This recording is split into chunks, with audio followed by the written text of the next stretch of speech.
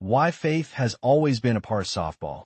There has always been a strong connection between softball and faith. Let's delve into how that connection came about. The connection between faith and softball didn't appear by accident. It was built into the game from the very beginning. Softball was first created in 1887 in Chicago, not as a professional sport, but as a way to bring people together during the winter months. What's often overlooked is where the game quickly took root.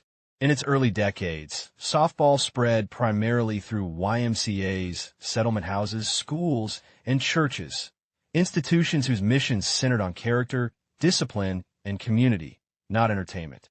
Many early leagues were organized by church groups and Christian organizations, especially throughout the early to mid-20th century. Churches needed activities that were accessible, affordable, and inclusive. Softball fit perfectly. It required minimal equipment, welcomed men and women, and emphasized teamwork over individual stardom. For many communities, church softball leagues were the first organized sports experience people ever had. Faith wasn't something added later. It was part of the culture. Games opened with prayer. Teams were formed around fellowship as much as competition.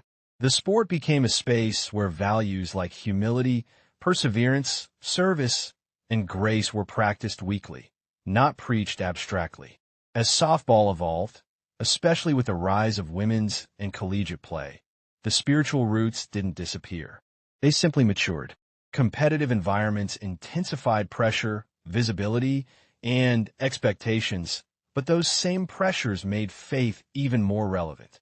Athletes face public failure, long waiting seasons, injuries, and identity questions, conditions where belief, surrender, and trust are no longer optional. Today, faith in softball often shows up quietly. Players praying together in the outfield, scripture written on wrist tape, moments of reflection in the dugout. It's less institutional and more personal, but no less present. The game still asks the same questions it always has. Who are you when you fail? Where do you place your worth? What do you trust when control disappears? Softball has always been more than a game. Historically, it was a tool for forming character. Spiritually, it remains a classroom for faith. That's why the connection endures.